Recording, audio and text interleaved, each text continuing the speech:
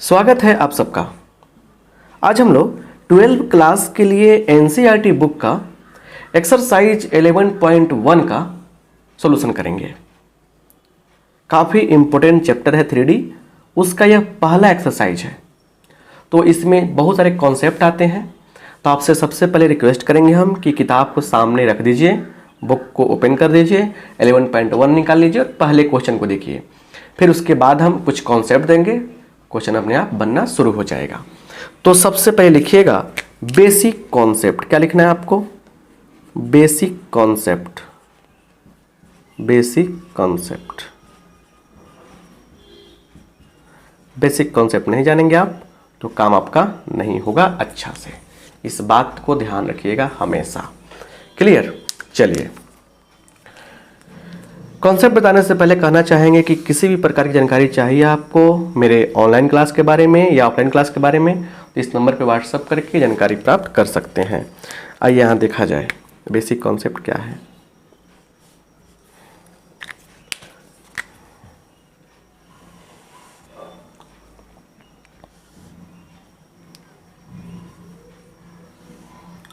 यहाँ देखिए, यहाँ x, यहाँ y, यहाँ z, ये हो गया ओरिजिन। OX को बोलते हैं एक्स एक्सिस। देखिए, कुछ बातों को समझना जरूरी है। आप OX को बोल सकते हैं एक्स एक्सिस। क्या बोल सकते हैं? एक्स एक्सिस, एक्स अक्ष। OY को हम लोग बोलते हैं वाई एक्सिस। क्या बोलते हैं? Y axis. OZ को बोल सकते हैं आप जेड एक्सिस। समझिए, कुछ बेसिक कॉन्सेप्ट कुछ देर समझिएगा तो मज़ा आएगा। OZ को क्या बोलते हैं? जेड एक्सिस, मतलब जेड अक्ष। क्लियर? एक बात ये क्लियर हुआ आपका। देखते चलिए बस क्या क्या बता रहे हैं आपको, हम समझते चलिए।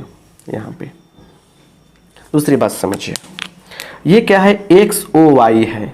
ये क्या है? ये क्या है आपका पार्ट? वाई ओ जेड है। और ये पार्ट क्या है? जेड ओ एक्स है ना। इसका भी कुछ नाम आएगा, ठीक है ना। देखिए यहाँ पे, तो यहाँ पे जो है ना एक्स ओ वाई, ये हो गया आपका X Y plane, X Y plane, X Y समतल। क्या हो गया? एक्स वाई समतल हो गया। चलिए, दूसरा है वाई ओ जेड। दूसरा क्या है? Y O Z. इसको बोलते हैं वाई जेड प्लेन। क्या बोलते हैं? Y Z plane. तीसरा क्या है? Z O X. इसको बोलते हैं क्या चीज़? तो जेड एक्स प्लेन, चाहे एक्स जेड प्लेन भी कह सकते हैं, जेड एक्स प्लेन, ठीक है ना। क्लियर? अब सुनिए, एक बात यहाँ पे सीखने वाली क्या है। एक्स वाई प्लेन में जेड का वैल्यू होता है 0। अगर आपसे कहा जाए कि एक्स वाई प्लेन का समीकरण बताइए तो जेड बराबर 0। कुछ बातों को समझिए तो बेसिक चीज़ें हैं। इसमें क्या होगा? एक्स बराबर 0 होगा और इसमें क्या होगा? वाई बराबर 0 होगा। बहुत ही महत्वपूर्ण और लाजवाब कॉन्सेप्ट है, ये समझने का प्रयास कीजिए। तो एक बात आप यहाँ समझिए, सब कुछ समझते चलिए, ठीक है ना। क्लियर? बात समझ गए ना? क्लियर हो गया? तो एक बात आप समझ गए, बेसिक कंसेप्ट है, बेसिक बातें हैं सब ये। चलिए, इसका स्क्रीनशॉट लीजिए, कुछ बातों को बताते चलते हैं, उसके बाद काम बनेगा आपका। राइट? चलिए,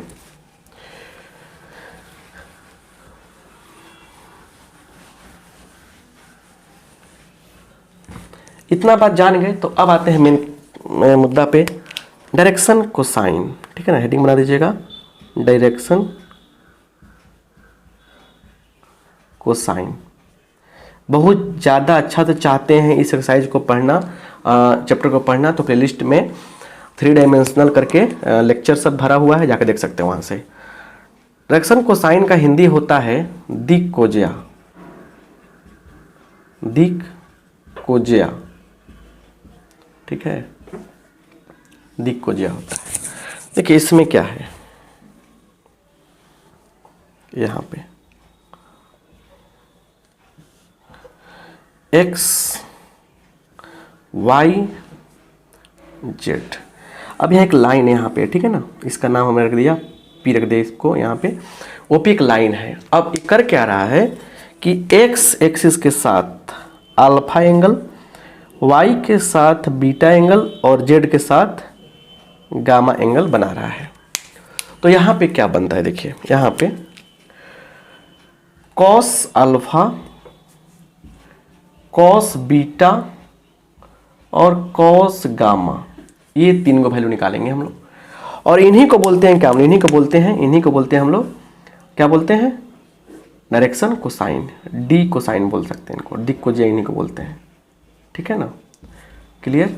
अब सुनिए, बात को समझने का प्रयास कीजिए। यहाँ पे क्या है कि जो भी एंगल बना है पॉजिटिव डायरेक्शन में बना है, ये ओपी जो लाइन बना रहा है, ओपी जो लाइन है, एंगल जो बना रहा है एक्स वाई और जेड के साथ, वो पॉजिटिव डायरेक्शन में बना रहा है। तो पॉजिटिव डायरेक्शन में कॉस अल्फा, कॉस बीटा और कॉस गामा का वैल्यू जो मिलेगा वो डायरेक्शन कोसाइन कहलाएगा। तो यहाँ पे देखिए, कॉस अल्फा को लिखते हैं एल से, तो L equal to cos alpha, M equal to cos beta और N equal to cos gamma. ये चीज़ें आपको समझनी पड़ेगी। कॉस अल्फा को एल से, कॉस बीटा को एम से और कॉस गामा को एन से डिनोट हम लोग करते हैं। एक बात हो गया। अब आइए कुछ चीज़ें यहाँ पे रिजल्ट के रूप में आपको बताने जा रहे हैं, उसको लिखकर आप अपना कॉन्सेप्ट और क्लियर कर सकते हैं। देखिए यहाँ पे कुछ रिजल्ट्स है, रिजल्ट्स जानना काफ़ी जरूरी होता है, ठीक है ना। यहाँ लिखिएगा रिजल्ट्स, क्लियर। चलिए, पहला L square M square N square equal to 1, first बात। दूसरा बात, इसको ऐसे लिख सकते हैं हम लोग, cos square alpha cos square beta, है ना, plus cos square gamma equal to 1, clear. लेकिन वहीं तीसरी बात को यहाँ लिखते हैं हम, तीसरी बात को 1 2 3, साइन स्क्वायर अल्फा की बात करेंगे, साइन स्क्वायर बीटा की बात करेंगे, प्लस साइन स्क्वायर गामा की बात करेंगे। तो ये 1 नहीं होगा, ये होगा 2, याद रखिएगा। ये 3 रिजल्ट है। उसके बाद आपको हम कुछ बता रहे हैं, बात समझने का प्रयास कीजिए। इतना हो गया। फिर क्वेश्चन बता रहे हैं आपको, फिर उसके बाद कुछ बातों को बताएंगे। चलिए, पहला क्वेश्चन देखिए क्या है। पहला क्वेश्चन क्या है, क्वेश्चन पढ़ते हैं हम और समझाने की कोशिश करते हैं आपको क्या कह रहा है पहला क्वेश्चन। पहला क्वेश्चन कह रहा है कि if a line makes angle 90 degree 135 degree and 45 degree with X Y and Z axis respectively find direction cosine. मतलब कि क्या कह रहा है, सॉल्यूशन, पहले का सॉल्यूशन। एक मतलब कि लाइन है जो एक्स वाई जेड के साथ एंगल बना रहा है, तो लिखेंगे let alpha equal to 90 degree, beta equal to 135 degree और गामा इज इक्वल टू कितना दिया है 45 डिग्री। इसीलिए एल बराबर क्या होता है, कॉस अल्फा, कॉस अल्फा। तो कॉस अल्फा का मतलब कॉस 90, कॉस 90 का मतलब क्या हो गया, कॉस 90 का मतलब 0। एक बात ये हो गया। एम का मतलब क्या होता है, कॉस 135 डिग्री। कॉस मतलब कि एम का मान होता है, यहाँ लिख देते हैं पहले formula, cos beta, cos beta. Cos beta का मतलब कॉस 135 डिग्री। अब यहाँ डायरेक्ट वैल्यू नहीं मिलेगा, एक काम करते हैं हम लोग, कॉस 180 में से 45 को घटाते हैं, ये हो जाएगा माइनस कॉस 45 डिग्री, ये हो जाएगा कितना -1/√2। अब ये क्या लॉजिक पेश हुआ यहाँ पे, ये लॉजिक है कि देखिए यहाँ पे कॉस 180 माइनस थीटा होता है माइनस कॉस थीटा, और इसी फॉर्मूला का यूज हमने यहाँ पे कर दिया है। तो जो यूज किया हमने उसी के बेस पर ये काम हमारा निपट गया। आई होप आप समझ पा रहे हैं। चलिए आइए यहाँ पे देखा जाए। अब यहाँ पे आइए, यहाँ पे क्या है, N, N equal to cos gamma. Cos gamma का मतलब कॉस यहाँ 45, गामा का वैल्यू 45 है, मतलब 1/√2। क्लियर। तो यहाँ पे क्या लिखेंगे, देयरफॉर, इसीलिए the cosines are, direction cosine, the cosines are दिक को जाए क्या है आपके, दिक को जाए क्या है, तो देखिए 0, 1/√2 एंड 1, ये माइनस में है 1/√2। यही क्या हो गया हमारा आंसर हो गया। क्लियर। तो अब हम लोग दूसरे क्वेश्चन की ओर बढ़ते हैं। और देखते हैं दूसरा क्वेश्चन क्या कह रहा है। ठीक है, चलिए स्क्रीनशॉट ले लीजिए आप।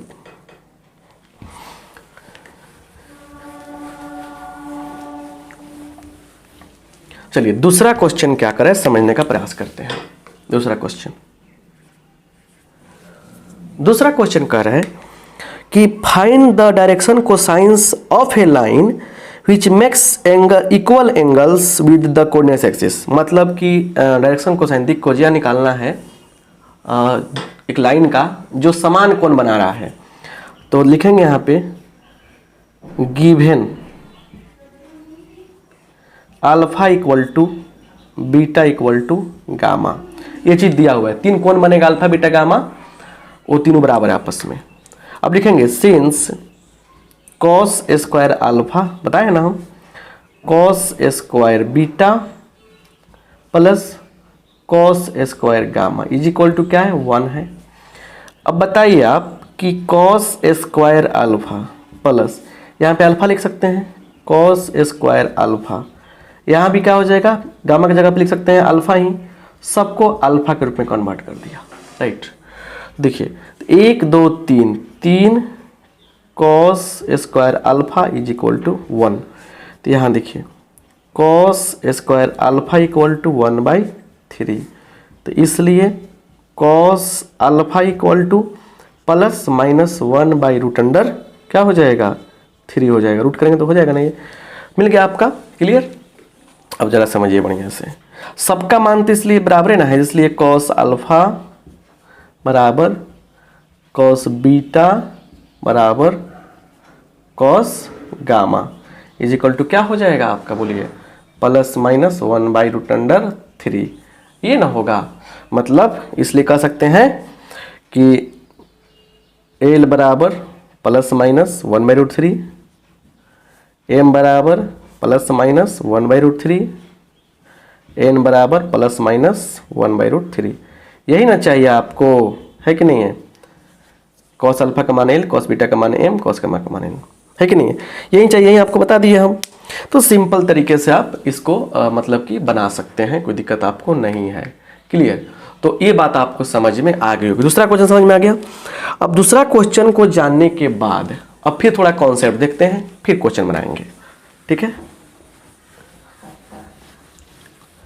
चलिए दूसरा क्वेश्चन जानने के बाद एक और लेते हैं कॉन्सेप्ट यहां पे।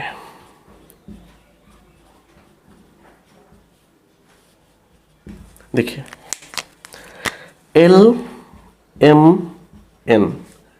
यहां लिखिएगा हेडिंग में डायरेक्शन रेशियो। क्या लिखिएगा, डायरेक्शन रेशियोज।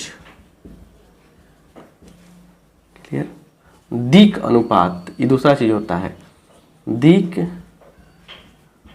अनुपात। Clear, direction ratios. तो LMN ये क्या होता है, डी कोसाइन होता है, कोसाइंस होता है। इसमें तो कोई डाउट ही नहीं होना चाहिए आपको, ये तो बता दिए हम।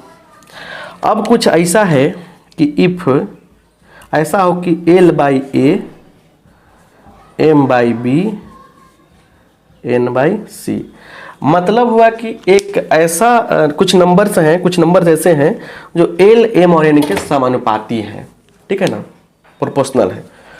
तो देन तब यहाँ पे क्या होगा, A, B और C को बोलते हैं डी क्या चीज, रेशियोज। यहाँ पे ABC क्या कहलाएगा, डी रेशियोज कहलाएगा। क्लियर। एक और बात सुनिए, थोड़ा सा अच्छे से बता रहे हैं आपको, मैंने और तरीके से बता रहे हैं कि इफ वेक्टर R बराबर AI cap plus BJ cap plus CK cap, ऐसे क्या है, ये PV है, पोजीशन वेक्टर है, पोजीशन वेक्टर है, position vector of point PABC। मतलब एक पॉइंट है, इसका पोजीशन वेक्टर क्या है आपका, ए है, एक I cap plus B J cap plus C K cap. तो इसलिए यहाँ पे ए बी और सी को बोलते हैं हम लोग डी रेशियोज। जरा ध्यान से देखिए, यहाँ पे डी रेशियोज बोलते हैं। क्लियर। तो ये बात समझ में आ गया। अब एक रिलेशन होता है यहाँ पे, उस रिलेशन को समझ लेंगे ना, सारा खेल तो रिलेशन का ही होता है ना। एक रिलेशन को समझ लेंगे आप तो मज़ा आ जाएगा। क्लियर? देखिए मज़ा क्या आएगा यहाँ पे। एल बराबर होता है A by root under A square plus B square plus C square. M बराबर होता है B by root under A square plus B square plus C square. और एन बराबर होता है C by root under A square plus B square plus C square. Clear? तो ये relation होता है और इसी बेस पर क्या हो रहा है, निकलने जा रहा है हमारा अगला क्वेश्चन का सोल्यूशन। स्क्रीनशॉट लीजिए फटाफट, फिर आगे जो बात होगी उसको हम पेश करेंगे आपके सामने, मन बताएंगे और फिर मजा आएगा आपको। ठीक है, चलिए देखा जाए। क्लियर?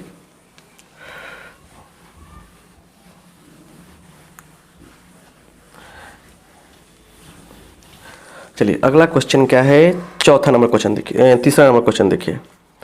सॉल्यूशन करेंगे किसका हम लोग, क्वेश्चन नंबर 3 का। क्लियर? बात समझने का कोशिश कीजिए यहाँ पे। क्लियर?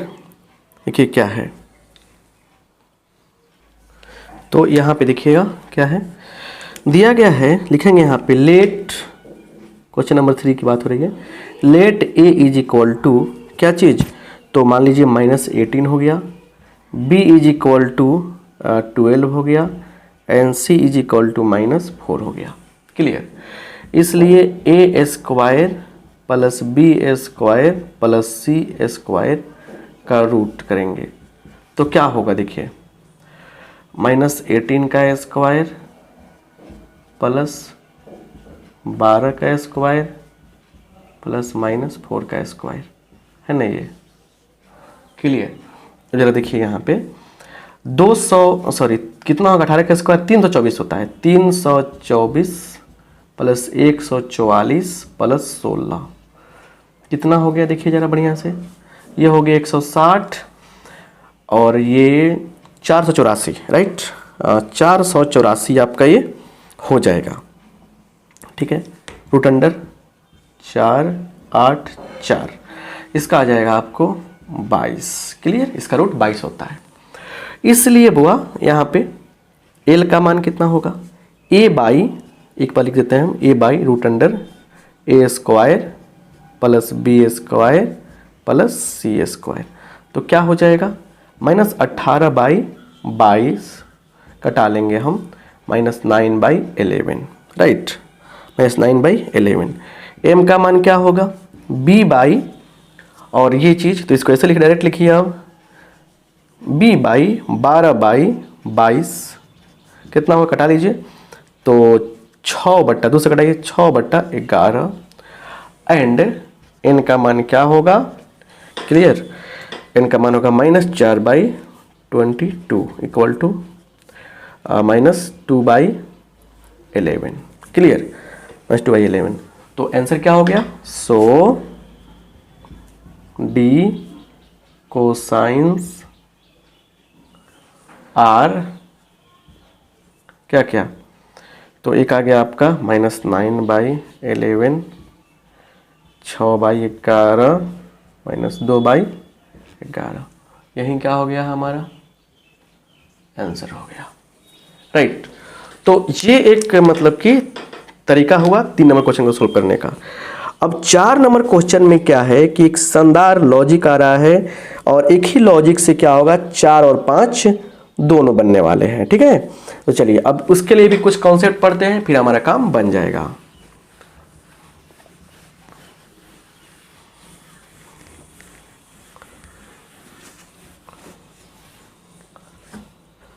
चलिए अब कुछ लिखिएगा कॉन्सेप्ट यहाँ पे,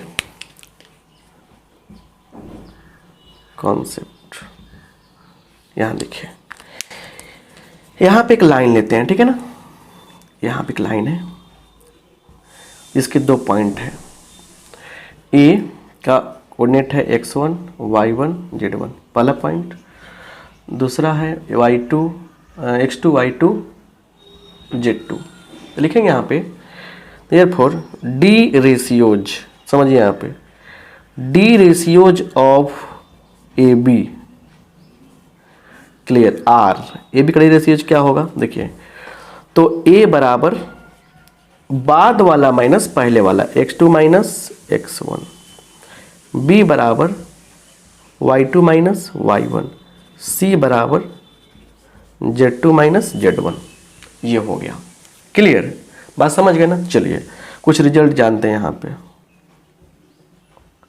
रिजल्ट्स यहाँ देखिए, रिजल्ट जानना ये है, रिजल्ट जानना ये है कि मान लीजिए एक लाइन यहाँ पे एल है, ठीक है ना, इसका डायरेक्शन रेशियो डी रेशियोज क्या है, A1 A2 sorry A1 B1 C1 लेते हैं, A1 B1 C1, और L2 एक लाइन है, इसका direction ratio D ratios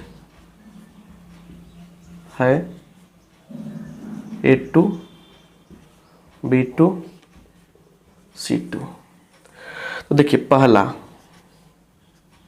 L1 parallel to L2 रहेगा, तब क्या होगा A1 by A2 B1 by B2 C1 by C2। आपस में डायरेक्शन रेशियो समानुपाती हैं तो उस केस में ये कंडीशन बनेगा।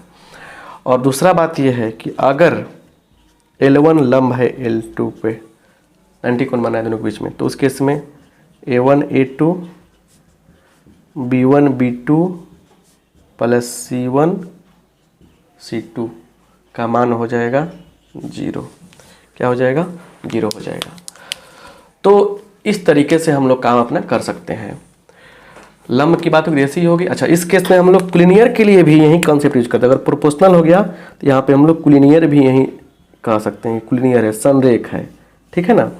चलिए इन दोनों चीज, इस कंसेप्ट यूज करके हम लोग क्वेश्चन नंबर कौन सा 4 और 5 को सॉल्व करते हैं, ठीक है। चलिए आइए देखा जाए। यहाँ पे एक बार कोई एक्सरसाइज बढ़िया से पढ़ते हैं आप मेरा, इसका लेक्चर बढ़िया से दिए हुए हैं हम, ठीक है ना। इस 3D का लेक्चर बढ़िया से दिए हुए हैं हम, इसलिए आपको हम खटाखट इसमें क्वेश्चन करा रहे हैं। देखिए यहाँ पे चौथा नंबर क्वेश्चन देखिए, गिवन पॉइंट्स, क्वेश्चन पढ़िए। करेंगे 3 पॉइंट दिया गया, गिवन पॉइंट्स कौन कौन है, एक ले लीजिए, 2 3 4, बी ले लीजिए -1 -2 1, एंड कितना सी ले लीजिए 5 8 7, ठीक है ना। देखेंगे यहाँ पे, इसलिए डी रेशियोज ऑफ क्या ए बी क्या हो जाएगा बोलिए, x2 माइनस x1 लिखिए ऐसे, ए बी आर A1 बराबर, ए बी का डायरेक्शन रेशियो क्या है, A1 बराबर -1 -2 कितना होगा -3, B1 बराबर -2 -3 कितना होगा -5, C1 बराबर 1 -4 -3, क्लियर। एंड क्या डी रेशियोज ऑफ BC का निकाल लीजिए, BC आर A2 मान लीजिए इसको, A2 बराबर 5 -1 5 -1 कितना होगा 6, A3 B2 क्या होगा, तो बोलिए 8 -2 8 -2 10 होगा, C2 बराबर 7 -1 कितना होगा 6 होगा, राइट। अब देखिए लिखेंगे, नाउ कुलिनियर प्रूफ करना हो चाहे पैरेलल प्रूफ करना हो, बस प्रोपोर्शनल का केस देखते हैं। A1 बाई A2 निकालिए, क्या होगा -3/6 -3/6 -1/2, B1/B2 निकालिए, क्या हो गया देखिए यहाँ पे क्या हो जाएगा, -5/10 कितना, -1/2, C1/C2 निकालिए, -3/6 मतलब -1/2, तीनों बराबर है, देखिए तीनों बराबर है कि नहीं, आपस में बराबर है ना, तो लिखेंगे सिंस A1/A2 B1/B2 C1/C2 आपस में क्या हो गया, प्रोपोर्शनल हो गया ये, इसलिए A, B and C are collinear हो जाएगा। क्या हो गया, कोलिनियर हो जाएगा। मतलब इसको ए बी पैरेलल भी कह सकते हैं कि A B is parallel to B C भी कह सकते हैं। क्लियर, बात समझ रहे ना, A B is parallel to B C भी कह सकते हैं। तो ए बी समझिए, A B is parallel to A B ये हो गया। आप फिर कह रहे हैं कि बी सी के पैरेलल है, तो कैसे हो सकता है, फिर बी सी कट के थोड़े यहाँ पे आएगा, मतलब फिर यहीं से शुरू होना चाहिए, ऐसे सी यहाँ आना चाहिए, मतलब ये लाइन क्या हो गया, आपस में पैरेलल का कंडीशन हो गया, मतलब कि ऑटोमेटिक वो कोलिनियर हो गया। क्लियर, चलिए तो यही बात है। तो इस तरीके से क्या हुआ, हमारा चौथा क्वेश्चन फिनिश हुआ। अब आते हैं हम लोग पांचवें क्वेश्चन पे, तो स्क्रीनशॉट लीजिए, हम इरेज करते हैं और पांचवें क्वेश्चन पे आते हैं। चलिए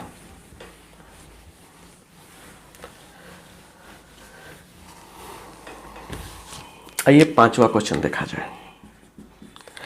पांचवें क्वेश्चन का सॉल्यूशन यहाँ पे, बस इसमें कुछ नहीं करना है, कुछ नहीं प्रॉब्लम है इसमें, एक ट्रायंगल दिया है, ठीक है ना, यहाँ ट्रायंगल दिया है यहाँ पे, ठीक है, क्लियर। ए क्या है, तो देखिए यहाँ पे ए लिखा हमने, उसके बाद इसका कोऑर्डिनेट है 3, 5, -4, 3, 5, -4। बी का कोऑर्डिनेट बोलिए, तो बी का कोऑर्डिनेट किताब में देखिए -1, 1, 2। सी का कोऑर्डिनेट -5, -2 है ना। तो लिखेंगे यहाँ पे करना क्या है, ए बी बी सी और ए सी का डायरेक्शन को साइन निकालना है, तो लिखेंगे डी रेशियोज ऐसे लिखेंगे, the ratios of A B are क्या निकलेगा बोलिए, ए बी का डी रेशियोज निकालिए, मतलब अगर देखा जाए तो क्या होगा बोलिए, ए बी पहला वाला बाद वाला, तो आर क्या हो जाएगा, -1, -3 कितना होगा, लिख देंगे यहाँ पे, मतलब कि कुछ भी लिखिए, आर -1, -3 कोमा, उसके बाद 1, -5 कोमा, उसके बाद 2, -4, 2, -4। तो इसलिए देखिए क्या हो गया, या लिख देंगे -4, आई हो गया कितना आपका 6 हो गया, है कि नहीं, निकल गया आपका। क्लियर, इतना सारा बात जान गए आप। कितना निकला, ए बी का क्या निकला, ए बी का निकाले तो आप क्या निकला आपका, देखिए जैसे आपने निकाला the ratios of A B, -4, -4 6 निकला। नाउ -4 स्क्वायर, फिर -4 का स्क्वायर, 6 का स्क्वायर, ऐसे। क्लियर, कितना होगा, 16, 16, 32 और 36, 16, 16, 32 और 36 68, 68 हो जाएगा। 68 का मतलब हुआ कितना, तो 17 × 68, 2√17। क्लियर, इसीलिए बोलिए क्या होगा, डायरेक्शन कोसाइंस आर लिख देंगे यहाँ पे, एल बराबर ए बटा -4 बटा कितना, 2√17, एम बराबर क्या हो जाएगा बताइए, -4 बटा 2√17, और n बट्टा क्या हो जाएगा यहाँ पे n बराबर, बोलिए, तो 6/2√17। एक एक स्टेप और बढ़ा भी सकते हैं कि कट जाएगा, ये तो कट जाएगा तो क्या होगा देखिए बढ़िया से।